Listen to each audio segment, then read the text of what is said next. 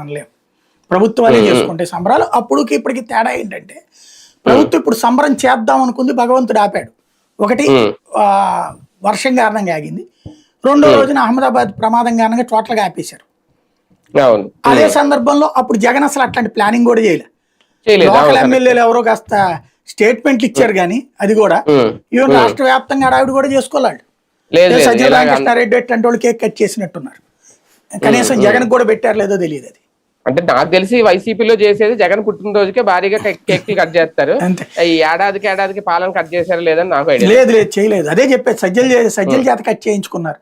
జగన్ అట్లాంటి సంబరాలకి పిలుపులేవలా, లేకపోతే ఏడాది అయిన తర్వాత ఇప్పుడు చంద్రబాబు గారి లాగా ఇంటర్వ్యూలు ఇవ్వడం, ఛానల్కి నేను అద్భుతం చేసేసాను, రాష్ట్రం సూపర్లో బాగుపడిపోయింది, ప్రజలందరూ ఇప్పుడు సుఖ సంతోషాలతో ఉన్నారు, ఇదివరకు అంతా విధ్వంసంతో ఉండేది, ఎవరు ఊపిరి పీల్చుకునేవాళ్ళు కాదు, నిద్రపోయేవాళ్ళు కాదు, భోంచేసేవాళ్ళు కాదు, ఇప్పుడు వచ్చేటప్పటికి అందరూ కడుపు నిండా తింటున్నారు, 3 పూట్ల తింటున్నారు, ఇవాళ అందరూ ప్రశాంతంగా ఉన్నారు, అందరూ గుండెల మీద చేసుకుని నిద్రపోతున్నారు, పారిశ్రామికవేత్తలు అందరూ పరుగులు పెట్టుకుంటూ వస్తున్నారు. ఇట్లాంటి ఇంటర్వ్యూలు ఇవ్వాలి అతను.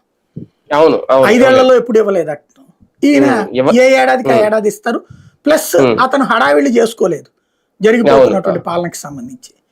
ఇప్పుడు 1,30,000 ఉద్యోగాలు ఫస్ట్ ఏడాది ఇచ్చేసాడు అతను.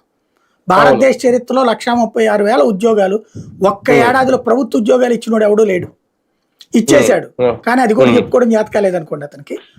తర్వాత ఇవ్వలేదు అన్నదే వచ్చింది ఇష్యూ. సంక్షేమానికి సంబంధించి రెండో కీలకమైనది ఏంటంటే రేషన్ విషయంలో మొదటి ఏడాదిలో తీసుకున్న నిర్ణయాలు ప్రజలకు ఎంతవరకు ఉపయోగపడ్డాయి అనేది లేదు. వీళ్ళు చేసిన హడావుడి కొండను తవ్వి ఎలకన పట్టిన సందంగా ఏమన్నా ఉందా? అది ఇప్పుడే ఏం చెప్పలేము. రేషన్ కి సంబంధించి పబ్లిక్ ఇప్పుడు